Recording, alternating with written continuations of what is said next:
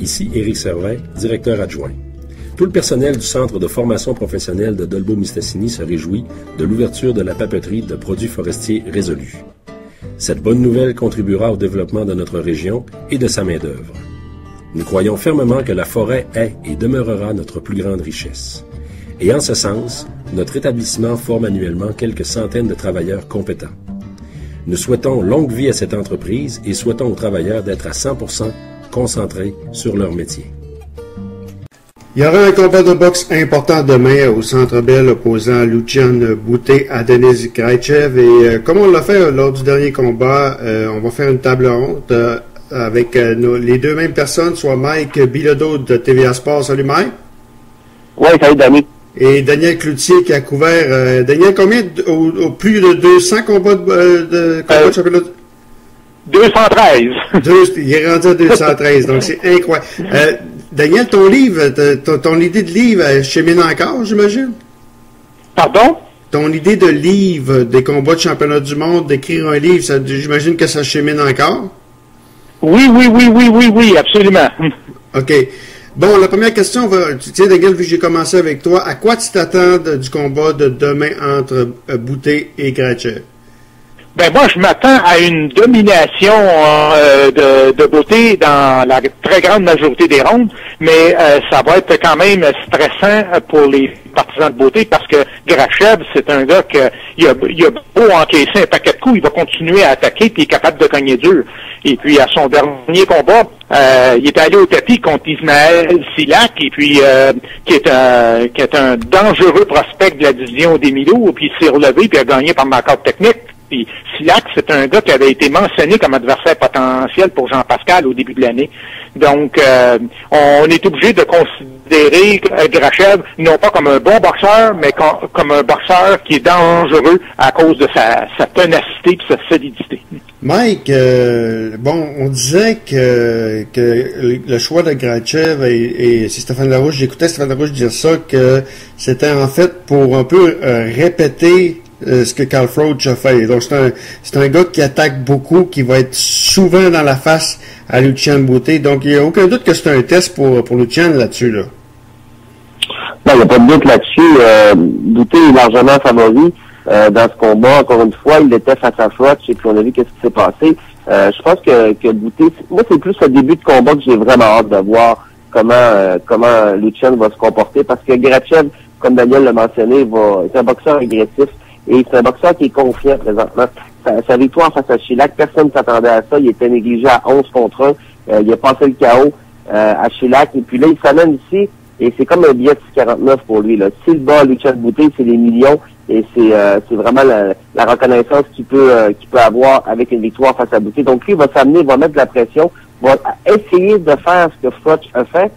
Évidemment, il n'a pas les mêmes habiletés techniques que Carl Froch. N'est pas aussi rapide, même si Froch n'est pas considéré comme un boxeur extrêmement rapide, mais il a la force de frappe et il a la confiance présentement.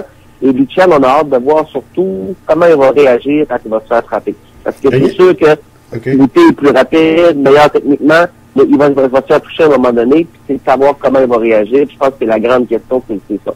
Daniel, on a fait grand état, évidemment, de la psychologie de Lucian Boutet.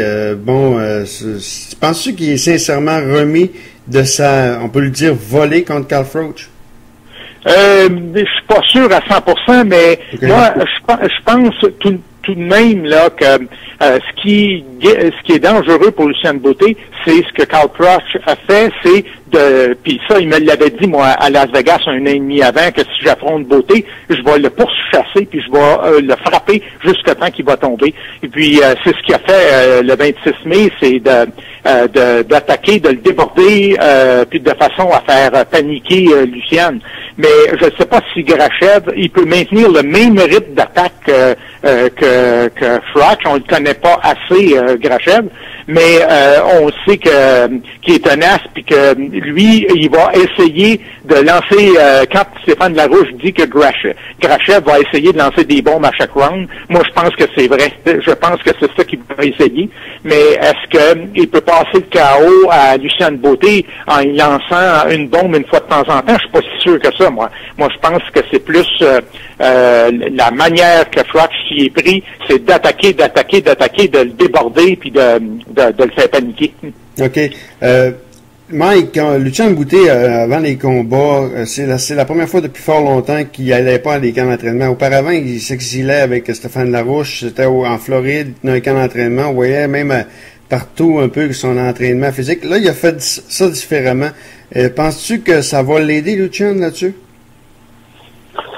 À l'aider, c'est une bonne question. On va voir demain soir si vraiment ça va faire une différence. Mais une chose est sûre, c'est que ce combat-là, pour moi, c'est un combat extrêmement important pour Lucien. Parce que s'il perd face à Grachev, t'as bien beau à te trouver depuis 14 ans, là, je pense que la carrière internationale en tant que telle de Boutet sera remise en question considérablement parce qu'il se doit absolument gagner contre Grachev. Mais moi, je trouve que c'est un combat extrêmement risqué. Je te l'avais dit, Danny, déjà plusieurs mois quand ça avait été annoncé. Personne disait Grachev, c'est un pied de céleri. C'est pas un pied de céleri du tout. C'est un ancien champion du monde de kickboxing. C'est un gars c'est un fighter dans le sang. Et lui, il a sa chance. Il a tout à gagner. Il s'en vient ici, lui, là. Il n'y a rien à perdre, là, Grachev, là. Il s'en vient ici pour passer le KO à Lucien Boutet. Rien de moins, là. C'est ça qu'il veut faire. Dans tes 213 combats de championnat du monde, t'en as vu plusieurs. T'en as vu certainement, Daniel, des négligés comme ça. Il y avait Mike Tyson comme Buster Douglas, on s'en rappellera. Mais t'en as vu certainement des négligés comme ça causer une surprise gigantesque? Oh, ben, absolument. Ouais. D'ailleurs, Aaron Barkley contre Tommy Hearns, moi, je me souviens que Tommy Hearns était favori la première fois, je pense, à quelque chose comme 9 ou 10 contre 1. Et puis, Barkley avait fait des l'enfer à Tommy Hearns. C'est quand même pas rare. Mais, c'est un combat dans ce style-là. Beauté, c'est sûr qu'il est largement favori, mais excepté, c'est que ce qui va être intéressant pour nous à surveiller ça, c'est de voir comment Luciane va réagir s'il se fait pincer plusieurs fois d'aplomb dans le même round. C'est ça qui va être intéressant. Ouais. Hey, Mike, 8000 billets de vendus seulement. C'est sûr qu'on peut pas justifier juste ça. Faut également compter la cage au sport, la télévision en payage.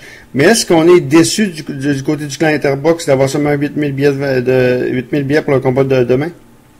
Ben, j'ai comme l'impression qu'on s'en attendait un peu. Moi, je trouve ça vraiment dommage parce que la sous-carte est absolument extraordinaire.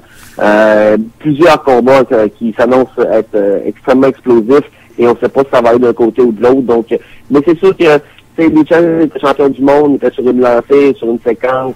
Il y a beaucoup de gens qui sont peut-être un peu présentement, je sais pas, peut-être découragés ou je sais pas. Mais moi, je pense que le combat va être vu quand même par plusieurs milliers de personnes, comme tu l'as mentionné, dans les cages au sport et télévision à la carte. Donc, moi, c'est sûr que j'invite les gens à y aller parce que ça va être une carte extraordinaire. Sébastien Gauthier, ça va être tout un combat. Renan Saint-Just, c'est la même chose. MTQ contre Hippolyte, c'est pas un MTQ comme le vert. Donc, ça va être vraiment une belle carte de boxe. Un peu décevant pour la vente de billets. Mais je pense que c'est un peu normal avec la défaite que Lucien a eu. Parlons-en mais avant de parler de la sous-carte, Mike, ta prédiction là-dessus? Moi, je pense que, je te dirais 85% de chance que Boutet gagne, 15% que Grachev par KO.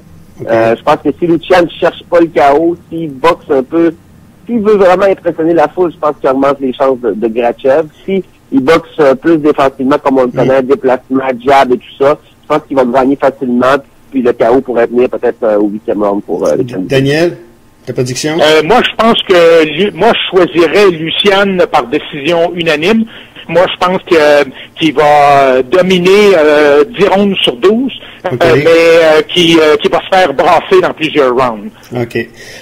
Parlons-en de la sous-carte, Daniel. Moi, il y a un combat qui m'intrigue beaucoup, c'est Alan Green contre Roland Saint-Just. Ça devrait pas être mauvais. Green qui a fait partie du Super Six, d'ailleurs. Pour Roland, c'est vraiment un test, un excellent test pour lui, là. Oui, c'est un bon test parce que Green, c'est un gars qui est plus grand, plus gros que René, parce que c'est un milou naturel, Alan Green, mais il avait descendu à 168 pour participer au Super Six. Et puis c'est un gars qu'il faut surveiller, c'est certain, parce que il a envoyé Michael Kessler au tapis. S'il a envoyé Michael Kessler au tapis, il est certainement capable d'envoyer Renan Saint-Just au tapis. Donc, moi, je pense que ça va être une bataille intéressante. OK. Et Sébastien Gauthier contre Guerrero, Mike? Oh wow, ça va être tout un combat. Guerrero, en fait, champion du monde. Ouais, je vais parler justement à Sébastien Gauthier, peut-être une trentaine de minutes, il y a quelques jours. On a jasé amplement de ce combat-là. Puis c'est comme il mentionnait, c'est vraiment deux boxeurs qui foncent. Donc je m'attends vraiment à un combat explosif. Et juste pour revenir rapidement sur Saint-Just face à Green, je m'attends également à un combat explosif. Comme Daniel l'a dit, si envoyer Kessler au plancher, je crois qu'il peut envoyer Saint-Just au plancher. Et Renan a le coup de poing aussi pour envoyer Green au plancher. Donc ça peut être un chaos d'un côté ou de l'autre entre Green et Saint-Just. Et du côté de Guerrero face à Gauthier, eh bien là, ça va être un combat qui va être extrêmement partagé. Je crois que ça va être difficile de déterminer qui a gagné le round, et puis ça va être un combat excitant. Mike, messieurs, Mike, je veux te parler de Francine Tétaux parce que on le connaît bien, il est de la région, oui. Ça fait un bout de temps qu'il n'a pas boxé. Là, demain, il y a une chance de se battre. Moi, Francis, ça fait plusieurs fois qu'il me dit, j'ai pas la chance, je suis capable, j'ai mis les gants avec Lucien Boutet, j'ai pas eu de l'air fou, j'ai mis les gants avec même je pense à Dennis Stevenson. Pour Francis, là, pour lui, là, c'est vraiment une occasion en or de prouver quelque chose, là. Ben, je crois que les deux boxeurs ont tout à gagner et tout à perdre, là, parce que c'est deux boxeurs invaincus qui se connaissent déjà.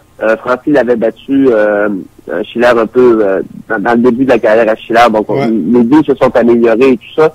Donc c'est sûr que Francis il n'y a pas de temps à perdre non plus, les années avancent pour lui. Donc face à David Whittam il y a quelques mois, avait très bien boxé, mais au niveau de l'entraînement, j'ai parlé un peu avec Michel aussi, son entraîneur m'a dit que c'était vraiment A1 au niveau de l'entraînement, donc ça c'est vraiment bon signe, autant au niveau psychologique qu'au niveau physique. Mais Francis se doit de gagner son combat demain.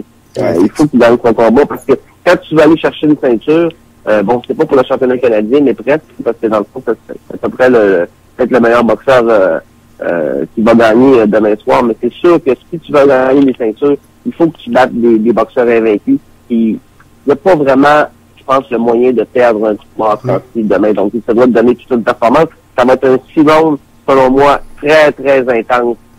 Chaque round, ça va être tout un combat. Moi, c'est vraiment toute une carte de boxe. Je suis vraiment excité par la carte de demain. Ben, messieurs, un gros merci Daniel Cloutier. Je te remercie beaucoup de ta présence. Mike Villano de TVA Sport, on t'écoute à tous les dimanches et même t'es rendu avec des classiques. Fait qu'on t'écoute à TVA Sport aussi. Ben, ça fait plaisir. Puis, au plaisir de te voir tout à l'heure, Daniel, à la pesée. Tu vas sûrement être là. Donc, ça fait un plaisir de te serrer la main. Oui, OK. Merci. À bientôt. Merci beaucoup. Donc, Lucien Boutet et Kratchev demain.